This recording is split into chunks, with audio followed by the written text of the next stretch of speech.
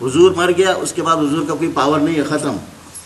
سمجھا رہی بات؟ معراج، پھر شب معراج کے یہ کیسا ہو سکتا ہے کہ ایک انسان رات کی تھوڑی سی وقفے میں وہ جو ہے نا کعبہ قوسین ہے، اس میں پھر شک پڑ جاتے ہیں. اس کو پھر ہم قرآن شریف میں پڑھتے بھی نہیں ہے. درود پڑھنا پھر ہمیں کھل جاتا ہے. جو حضور صلی اللہ علیہ وسلم کی درود پڑھتے ہیں تو ہمارے گلے خشک ہو جاتے ہیں کہ یہ کہاں سے آ گیا، ایک اللہ کافی تھا، بیچ میں رسول کہاں سے. سمجھا رہی بات؟ لیکن جو مرشد کے اس میں پنجے میں آ جاتے ہیں، مرشد کے اس میں کنٹرول میں آ جاتے ہیں، پھر آپ 1000 دن میں جو ہے نا 5000 دفعہ 10,000 دفعہ 20,000 دفعہ آپ درود شریف پڑھیں.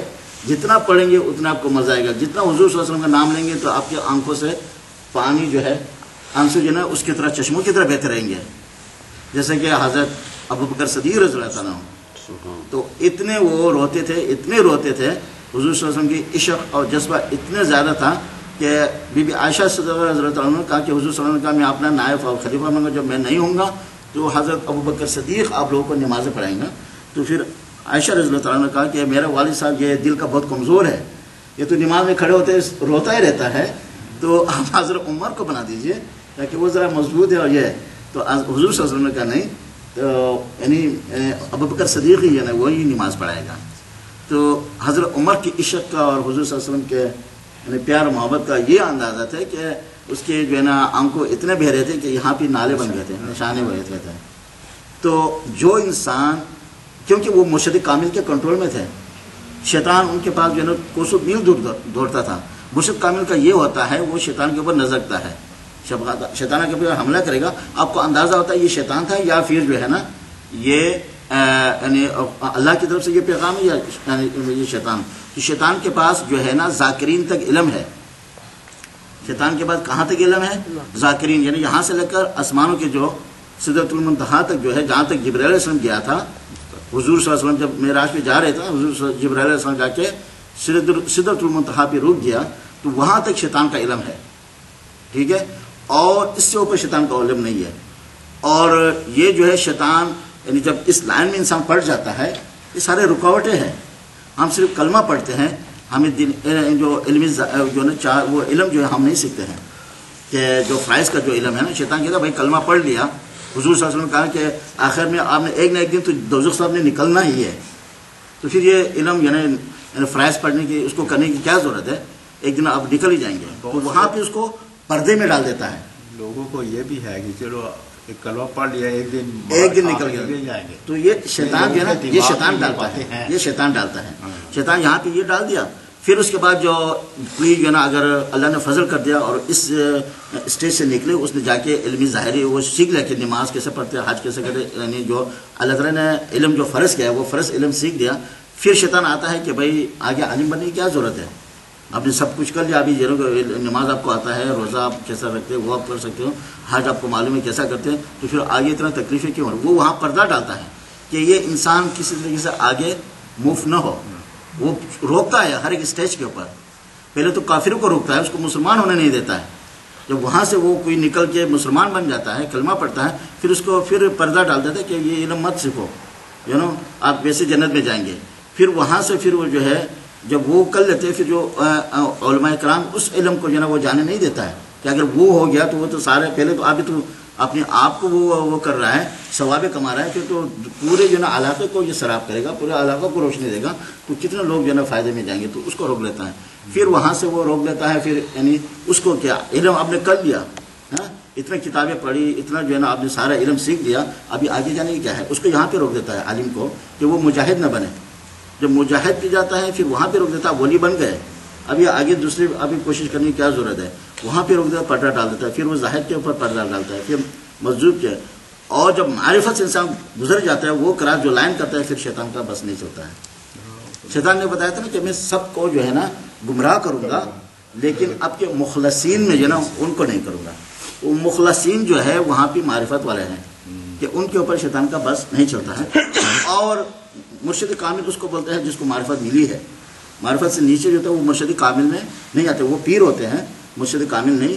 مرشد کامل کو شیطان کی ایک ایک چال کی پتہ ہے کہ وہ کس طریقے سے آ کے میرے مرید کو کس طریقے سے بچائے گا.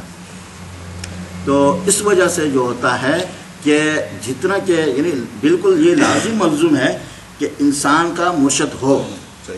اور دوسرے اس میں یہ فائدہ مرشد نے آپ کو کہا ہے کہ استغفار کا تسبیح پڑھے تو آپ پڑھتے ہو یا لا الہ الا اللہ پڑھے، وہ یہی کلمات آپ کو دے گا، لیکن جب اس کی منہ سے وہ آپ کہنے کے بعد پڑھیں گے تو اللہ تعالیٰ اس کا ثواب بہت زیادہ اونچا زیادہ ہو جاتا ہے اس کا ثواب.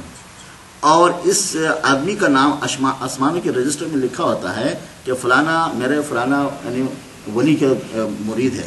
وہ رفقا یعنی وہ حسنہ اولئک کا رفیقہ میں آتا ہے کہ اللہ تعالیٰ کہتے ہیں یہ ان کے ساتھیوں میں ہے، ان کے رفیقوں میں ہے. تو اس کے بغیر تو ہمارا کوئی چارہ نہیں ہے.